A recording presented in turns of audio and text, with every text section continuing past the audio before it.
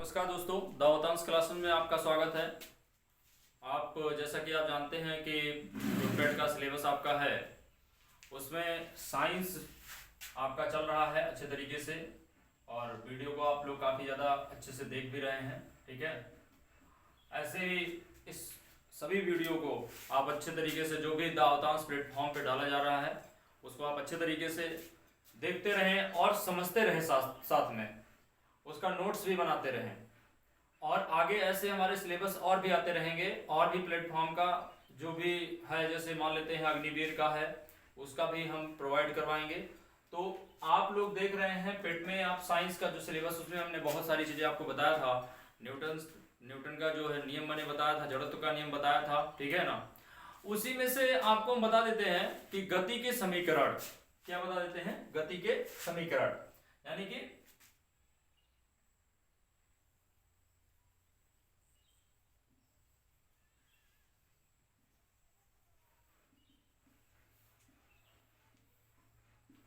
Equation of motion.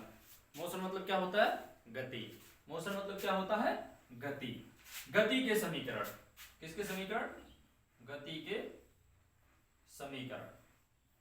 अब गति के समीकरण जो है वो किस बात पर निर्भर करते हैं, गति के समीकरण। तो गति के जो समीकरण हैं वो वेग, किसी भी पिंड का वेग हो गया, विस्थापन हो गया, दूरी हो गया, स्थिति हो गया, यानी स्थिति, विस्थापन, वेग, जो भी समय के साथ रिलेटिव होते हैं, समय के साथ संबंधित होते हैं, ये सब क्या कहलाते हैं, गति के समीकरण कहलाते हैं। भाई गति ऑलरेडी तो गति आप कर रहे हैं ना, तो गति का समीकरण है। तो गति के समीकरण में क्या होगा, समय के साथ जो भी संबंध रखते हैं उनको हम क्या कहते हैं, गति के समीकरण कहते हैं। अब गति का समीकरण देख लेते हैं कि गति का समीकरण जो है वो कितना होता है। तो गति का समीकरण जो है 3 होते हैं। गति के समीकरण 3 होते हैं। जो आपका यहाँ पे पेट में है वो गति के समीकरण कितने होते हैं, 3 होते हैं। गति के समीकरण कितने होते हैं, 3 होते हैं। अब यहाँ पे हम आपको बता देना चाहते हैं कि जो गति का समीकरण है उसको जानने से पहले हमें छोटी सी चीजें जान लेनी चाहिए, कि हम अभी बताएंगे गति के समीकरण में। यहाँ पे गति के समीकरण में या साइंस में, फिजिक्स में आप एक चीज जान लीजिए कि जब भी प्रारंभिक, किसकी, प्रारंभिक, यानी प्रारंभिक और अंतिम दो चीजें होती है ना, यानी प्रारंभिक की बात की जाएगी, प्रारंभिक वेग की बात जब भी की जाएगी, प्रारंभिक वेग, तब आप प्रारंभिक वेग को किससे दर्शाएंगे, u से। ध्यान दीजिएगा, प्रारंभिक वेग को किससे दर्शाएंगे, u से दर्शाएंगे। और देख लीजिए अंतिम वेग को, किस वेग को, अंतिम वेग को, अंतिम वेग को आप किससे दर्शाएंगे, v से दर्शाएंगे, v। यानी प्रारंभिक वेग अगर है, कह रहा है कि कोई पिंड 5 किलोमीटर प्रति घंटा की रफ्तार से चल रहा है, यानी कि उसका प्रारंभिक वेग हो गया, यानी वो शुरू से ही 5 किलोमीटर प्रति घंटा की रफ्तार से चल रहा है, ठीक है। और ये अंतिम वेग क्या है, स्मॉल v है। हम इस पर सवाल जब लगवाएंगे तो आपको बताएंगे, ठीक है ना, अच्छे तरीके से। ये अभी इस समीकरण में कार्य आएगा इसका, तो आप ये समझिएगा कि u v ये सब क्या है। यहाँ पे देख लीजिए, ये क्या है आपका, मतलब कि त्वरण को किससे दर्शाते हैं, स्मॉल ए से। और आपको बताया था एक्सीलरेशन होता है, और त्वरण के बारे में मैंने बताया, वेग परिवर्तन की दर क्या कहलाती है, त्वरण कहलाती है, ठीक है ना। जहां भी परिवर्तन हो रहा है वेग में वो क्या कहलाएगा, त्वरण कहलाएगा। ए से किसको दर्शाएंगे भैया, त्वरण को, ठीक है ना। त्वरण को किससे दर्शाएंगे, ए से दर्शाएंगे। और देख लीजिए विस्थापन हो गया, क्या हो गया, विस्थापन। तो विस्थापन को किससे दर्शाएंगे, विस्थापन को s से दर्शाएंगे, किससे दर्शाएंगे, s से दर्शाएंगे, ठीक है ना। विस्थापन को s से दर्शाएंगे। और एक जो मोस्ट इंपॉर्टेंट है, समय, क्या, समय। तो समय को आप अच्छे तरीके जानते हैं, किससे दर्शाते हैं, t से दर्शाते हैं। समय को किससे दर्शाया जाता है, t से दर्शाया जाता है। तो ये इतनी चीजें जान गए आप कि प्रारंभिक वेग को u से, अंतिम वेग को v से, त्वरण को a से, विस्थापन को s से, और समय को t से। इतनी चीजें आप जान गए। अब देखेंगे हम गति के समीकरण में जो भी समीकरण हमारे हैं वो किस प्रकार से हैं, उनको हम देखेंगे। तो पहले हम इसको इरेज करते हैं, ध्यान दीजिएगा। अब देखिए यहाँ पे गति का हम पहला समीकरण देखेंगे, लेकिन गति का पहला समीकरण देखने से पहले एक चीज हम और जान लेते हैं कि गति का समीकरण आखिर लागू कब होता है, क्यों आवश्यकता पड़ती है गति के समीकरण की। तो यहाँ पे देख लीजिए कि गति का जो समीकरण है वो लागू क्यों होता है, ठीक है ना। तो गति का समीकरण इसलिए लागू होता है इसलिए हम उसको प्रकाश में लेकर के आते हैं फिजिक्स में, साइंस में। जैसे किसी पिंड का स्थानांतरण हो रहा है या नहीं हो रहा है, किसी पिंड का स्थानांतरण हो रहा है या नहीं हो रहा है, उसका वो पिंड विस्थापित हो रही है या नहीं हो रही है, वो समय के साथ किस तरीके से कार्य कर रही है, उसका त्वरण परिवर्तनशील है या अपरिवर्तनशील है, इन सब कार्यों को जानने के लिए हम किसका प्रयोग करते हैं, गति के समीकरण का प्रयोग करते हैं। तो आज से जान गए आप क्यों लागू होता है गति का समीकरण। विस्थापन हो रहा है या नहीं हो रहा है, स्थिति उसकी बदल रही है नहीं बदल रही है, समय के साथ परिवर्तन हो रहा है या उसका त्वरण किस तरीके से परिवर्तनशील है या अपरिवर्तनशील है, इसीलिए गति का समीकरण लागू होता है। अब हम यहां देखेंगे कि गति का पहला समीकरण। तो गति का जो पहला समीकरण है वो होता है b = u + at। क्या होता है भैया, b = u + at। v = u + at। हमने पहले ही बता दिया कि जो b आपका है वो क्या है, ध्यान दीजिएगा, अंतिम वेग है, पहले ही बताया हूं मैं, अंतिम वेग है। और u आपका क्या है मान्यवर, प्रारंभिक वेग है। क्या है, प्रारंभिक वेग है। और आपका at a क्या है, a पहले ही बता दिया हूं त्वरण है। और t क्या है, t है समय। समय का सबसे छोटा जो जिसमें हम मापते हैं वो क्या है, t है, ठीक है ना, सेकंड जिसे कहते हैं, ठीक है ना। तो इस तरीके से b यानी b बराबर u + at, b बराबर u + at, ये आपका गति का पहला समीकरण है, जो कि गति का समीकरण किसके संबंधों को व्यक्त करता है, गति का पहला समीकरण वस्तु के प्रारंभिक वेग, अंतिम वेग, उसके त्वरण और समय, इन सभी का संबंध व्यक्त करता है। वो क्या कहलाता है, गति का पहला समीकरण कहलाता है। ये हो गया आपका गति का पहला समीकरण, b = u + at, यानी v बराबर u + at। ध्यान रखिएगा, आपसे पेट के एग्जाम में, साइंस में, फिजिक्स में ये पूछ सकता है कि गति के सही समीकरण पर टिक लगाइए। गति का सही समीकरण क्या है, तो गति का समीकरण इस तरीके से आपको परिवर्तन करके भी दे सकता है, b = u + at, पहला विकल्प दे सकता है नंबर ए, नंबर बी दे सकता है b = u - at, सी दे सकता है u = b + at, ठीक है। इस प्रकार से कई विकल्प दे सकते हैं, ठीक है ना, 4 विकल्प होता है। तो मान लेते हैं ये आपके पास 3 विकल्प है, b = u + at, b = u - at या u = b + at। तो कौन सा सही है, v = u + at, इसी पे आपको टिक लगाना है। या आपको जो फिल पेपर दिया रहेगा आपका, उसमें आपको a के सामने जो है, a के सामने वाले गोले को क्या करना रहेगा, ब्लैक पेन से काला कर देना है, ठीक है ना, इस तरीके से। तो ये आप समझ गए गति का पहला समीकरण क्या है, v = u + at, जो कि क्या करता है, वस्तु के प्रारंभिक वेग, वस्तु के अंतिम वेग, ठीक है, और वस्तु के प्रारंभिक वेग, वस्तु के अंतिम वेग और उसके त्वरण और समय के संबंधों को व्यक्त करता है। ये हो गया आपका गति का प्रथम समीकरण। आइए देखते हैं गति का द्वितीय समीकरण। देखिएगा, ध्यान दीजिएगा, इरेज कर लेते हैं। अब देखिए, आप सभी लोग देखिए गति का द्वितीय समीकरण। प्रथम समीकरण हमने बताया b = u + at। अब आप देखेंगे गति का द्वितीय समीकरण। तो यहां द्वितीय समीकरण हम लिख दे रहे हैं। द्वितीय समीकरण होता है भैया s = ut + ½ यानी 1/2 at², ये होता भैया गति का द्वितीय समीकरण। अब गति का द्वितीय समीकरण क्या करता है, गति का द्वितीय समीकरण किसी भी पिंड का स्मॉल t समय में तय की गई दूरी का मान देता है। कौन, गति का द्वितीय समीकरण क्या करता है, किसी भी पिंड का स्मॉल t समय में तय की गई दूरी, ठीक है ना, तय की गई दूरी का मान कौन देता है, गति का द्वितीय समीकरण देता है। और मैंने आपको बताया था, फिर से एक बार बता रहा हूं, यस से हम लोग क्या निकालते हैं, यस किसको प्रदर्शित करता है, विस्थापन को या दूरी को, विस्थापन को या दूरी को। शुरू में ही मैंने बताया है कि विस्थापन या दूरी को हम यस से प्रदर्शित करेंगे। और यहाँ आपको पता ही है कि u क्या आपका है, t क्या है, हाफ तो पता है 1/2 यहाँ पे लगता है, ठीक है ना, हाफ पता ही है, ये अंक है, ये त्वरण आपका हो गया और ये समय हो गया।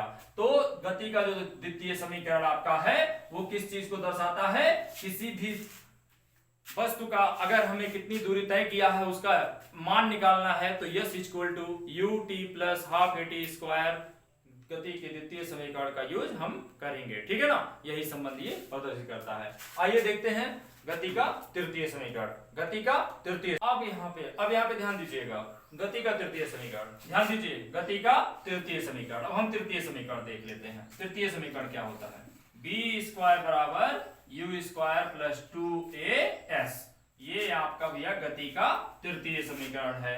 B square equal to you square plus 2as। बताना तो है नहीं, पहले बताया हूं कि ये प्रारंभिक वेग है, अंतिम वेग है, और ये त्वरण है, और ये दूरी है, यस, ठीक है, पहले ही बता चुका हूं। द्वितीय समीकरण में भी मैंने बताया है कि यस क्या करता है, दूरी और विस्थापन को बताता है, ठीक है ना, कितनी दूरी चली गई है उसको ज्ञात करने के लिए, ठीक। तो यहाँ पे V square equal to you square plus 2as, ठीक। तो यहाँ पे देखेंगे किसी भी वस्तु का स्थिति और वेग के संबंधों को प्रदर्शित करना होता है तब हम गति के तृतीय समीकरण का उपयोग करते हैं। किसी भी वस्तु के स्थिति तथा वेग दोनों के बीच संबंधों को अगर व्यक्त करना होगा तब किसका भैया यूज करेंगे, गति के तृतीय समीकरण का यूज करेंगे। ध्यान दीजिएगा, स्थिति तथा वेग के बीच संबंध, ठीक है ना, कि वस्तु की स्थिति क्या है और उसका वेग क्या है, तब हम किस समीकरण का यूज करेंगे, गति के तृतीय समीकरण का। और तृतीय समीकरण क्या है, V square equal to you square plus 2as, ये आपका तृतीय समीकरण है। अब हम आपको बताना चाहते हैं, ध्यान दीजिएगा, ये तीन समीकरण हो गए। तीनों समीकरणों को एक बार फिर से मैं यहाँ पे लिखना चाहता हूं, ध्यान दीजिएगा, तीनों समीकरणों को एक साथ में। b equal to u plus a t, ये पहला समीकरण, s equal to U T plus half A T square, ये द्वितीय समीकरण, और बी स्क्वायर बराबर यू स्क्वायर प्लस 2as, ये आपका तृतीय समीकरण। ये भाई साहब तीन समीकरण होते हैं। आप सभी बच्चे या जो भी लोग हैं, ठीक है, किसी भी उम्र के हों, अगर वो पेट का एग्जाम देना चाहते हैं, कंपटीशन का एग्जाम देना चाहते हैं, तो ध्यान से मेरी बात को सुने। b equal to u plus a t पहला समीकरण, s equal to U T plus half A T square, ये आपका द्वितीय समीकरण, और b square equal to you square plus 2as, ये आपका तृतीय समीकरण। ये तीन समीकरण गति के होते हैं भैया। यहाँ पे हम पक्षांतर करके, ठीक है ना, पक्षांतर करके क्या करते हैं, b का मान, u का मान, यस का मान, u का मान, यस का, ये का, t का अन्य मान ऐसे ही हम निकालते हैं, ठीक है ना।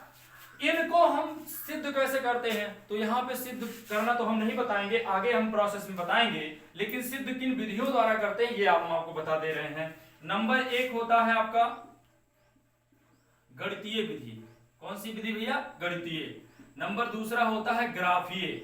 कौन सी विधि, ग्राफीय विधि। और नंबर तीसरा हम आपको बता देते हैं कौन सी विधि होती है, कलन विधि। इन तीन विधियों के द्वारा गति के समीकरणों का निगमन किया जाता है। क्या किया जाता है भैया, निगमन किया जाता है, निगमन किया जाता है, यानी उनकी उपपत्ति की जाती है। किन विधियों द्वारा, गणितीय विधि द्वारा, ग्राफीय विधि द्वारा और कलन विधि द्वारा। कलन विधि को समाकलन भी कहते हैं, समाकलन विधि द्वारा, ठीक है। तो इन तीन विधियों के द्वारा इन तीन समीकरणों का अलग अलग रूप में हम निरूपित करते हैं या निगमन करते हैं, ठीक है ना। अब हम आपको एक चीज और बताना चाहते हैं, ध्यान दीजिएगा, कि विज्ञान के अनुसार, ध्यान दीजिएगा, विज्ञान के अनुसार, यानी कि साइंस के अनुसार, विज्ञान के अनुसार, विज्ञान के अनुसार गति को हम कैसे परिभाषित करेंगे। आप पढ़े हो या ना पढ़े हो, लेकिन मैं आपको यह बताना चाहता हूं, अच्छे तरीके से आप समझ लीजिए कि हम विज्ञान के अनुसार गति को कैसे परिभाषित करेंगे। किसको, गति को, यानी कि मोशन को कैसे हम परिभाषित करेंगे। तो आप ध्यान दीजिएगा, विज्ञान और ये जो साइंस आपका है और मोशन, यानी विज्ञान और गति, यानी विज्ञान के द्वारा जो हमारा बेस है विज्ञान, इसके द्वारा हम मोशन को, ये जो हमारा मोशन है, इसको हम कैसे परिभाषित करेंगे, विज्ञान के द्वारा। तो हम आपको आज बता दे रहे हैं, ध्यान दीजिएगा, कि हम मोशन को कैसे परिभाषित करेंगे। किसी भी वस्तु का द्रव्यमान, किसी भी वस्तु का द्रव्यमान, किसी भी वस्तु का द्रव्यमान, ध्यान दीजिएगा, और द्रव्यमान क्या होता है, मास। मास मतलब क्या होता है भैया, द्रव्यमान, यानी किसी भी वस्तु का द्रव्यमान। और मास को किससे दर्शाते हैं भैया, यम से। किससे दर्शाते हैं, यम से, यहां नीचे लिख दे रहा हूं, ठीक है ना। यानी द्रव्यमान को किससे दर्शाते हैं, यम से। क्यों दर्शाते हैं, मास मतलब द्रव्यमान होता है, ठीक भैया। तो किसी वस्तु का द्रव्यमान और उसका वेग, यानी कि वेलोसिटी, वेलोसिटी, वेलोसिटी, और वेलोसिटी को किससे दर्शाते हैं? स्मॉल v से। यानी किसी वस्तु का द्रव्यमान और उसका वेग का गुणनफल क्या होता है? गति होता है। विज्ञान परिभाषित करता है इसको कि गति को परिभाषित करने के लिए किसी वस्तु का द्रव्यमान चाहिए और उसका वेग चाहिए, तभी हम गति को परिभाषित कर सकते हैं। अब आप ये कहेंगे कि ये m और v का गुणनफल तो p के बराबर होता है। किसके बराबर होता है? p के बराबर। p बराबर तो mv होता है। जी, आपने सही पकड़ा, और ये बात सही है कि m यानी द्रव्यमान और वेग का गुणनफल हमारा p के बराबर होता है, और p कोई और नहीं, p हमारा गति ही है, जिसको हम मोमेंटम कहते हैं। क्या कहते हैं भैया? मोमेंटम कहते हैं। और मोमेंटम मतलब क्या होता है? संवेग होता है। क्या होता है? संवेग होता है। यानी समवेग, यानी वेग बराबर हो या साथ हो तभी तो गति होगा। यानी कि द्रव्यमान के साथ साथ वेग भी जरूरी है, तभी आपका वो क्या हो सकता है? गति हो सकता है। क्या हो सकता है मान्यवर? वो गति हो सकता है। समझ गए कि नहीं समझ गए आप लोग? तो इस तरीके से विज्ञान क्या परिभाषित कर रहा है? गति को परिभाषित कर रहा है कि अगर आप किसी वस्तु का द्रव्यमान बता दीजिए और उसका वेग बता दीजिए, गति हम बता देंगे। समझ में आ रही बात? यानी mass into velocity is equal to momentum. किसके बराबर? मोमेंटम के बराबर। तो आपने ध्यान से समझा कि गति के समीकरण कितने होते हैं? कितने होते हैं भैया? 3 समीकरण होते हैं। v equal to u plus a t, s equal to u t plus half a t square, v square equal to you square plus 2as। ये 3 समीकरण होते हैं। और मैंने ये भी बता दिया कि लागू क्यों होते हैं, ठीक है ना? क्योंकि इनके समय अंतराल को पता करना पड़ता है, इनकी स्थितियों का अंतर पता करना पड़ता है, या फिर वस्तु का त्वरण में कोई परिवर्तन हुआ कि नहीं हुआ, इन सबको पता करने के लिए हम इसको लागू करते हैं। और विज्ञान के अनुसार मैंने आपको गति भी समझा दिया। तो ये 3 समीकरण आप बहुत ध्यान से परीक्षा में ध्यान दे करके जाइएगा और सही विकल्प ही चुन करके आइएगा। जो भी लोग इस वीडियो को देख रहे हैं इस चैनल पर, जिसका नाम आपका है द अवतांश क्लासेस, जिसका नाम है, इस प्लेटफॉर्म पे जो भी वीडियो आप देख रहे हैं उसको आप ध्यान से पढ़िए, नोट्स बनाइए। और अगर वीडियो में कहीं भी आपको कोई कमी दिखे तो तुरंत ही आप नीचे वहां कमेंट सेक्शन में जाइए और एक प्यारा सा कमेंट छोड़िए, जिससे हम और सुधार करें, या कहीं भी कोई कमी हो तो उस पर हम और फोकस करके आपको और भी अच्छे तरीके से बता सकें।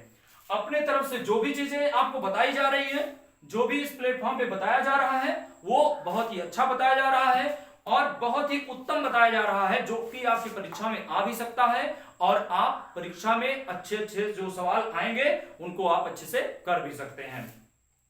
और देखिए, आपको मैं एक चीज और बता दूं कि परीक्षा देने के लिए या अपना जीवन बनाने के लिए पेन का बहुत ही अहम रोल होता है।